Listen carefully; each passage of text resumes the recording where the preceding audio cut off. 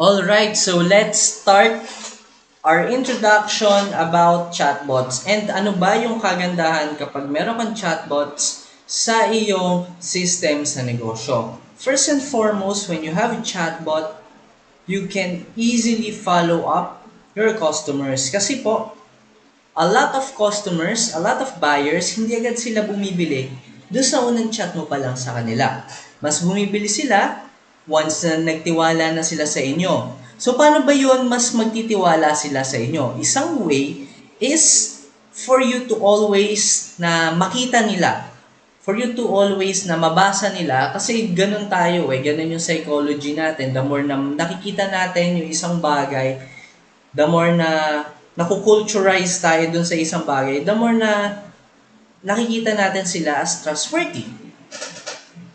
That is why, di ba, yung mga commercials, paulit-ulit sila, di ba? Yung mga commercials sa TV and every social media platforms or even sa mga billboards, di ba paulit-ulit mo silang nakikita and ikaw naman, dahil nakikita mo sila, mas nagtatrust ka sa mga brands na nakikita mo. Ang kagandahan sa chatbot system ng follow-up and remarketing is that hindi mo na kailangan gumastos ng billboards, ng ads, at ng other marketing platforms para ma-remarket and makita ka ulit ng customer mo. 'Di ba? At the same time, pwede ka pa mag-send from time to time ng messages para sa kanila. So, let's have an example. Ano ba yung effect ng chatbot sa isa naming client? Take a look at this, right? I-open natin yung mga follow-up sequences. Okay?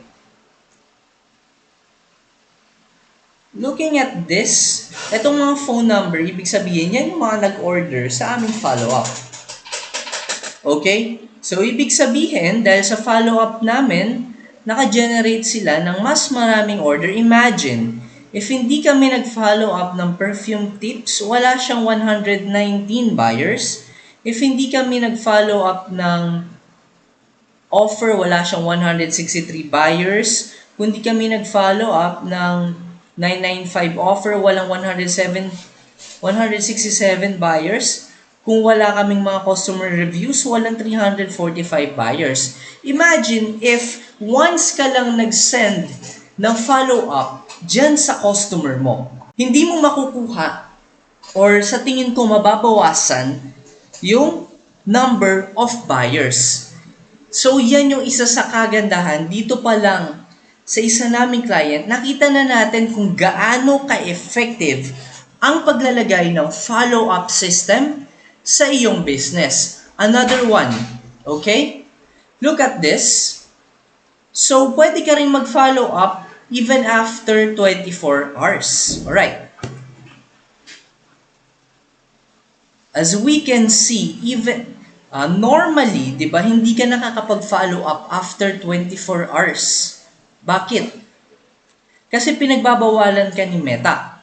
But in our system, pwede ka nang mag-follow up even after 24 hours. Look at this, no? After 21 days, meron pa palang 40 na tao na mag-order. After 7 days, meron pa palang 56 na tao na mag-order.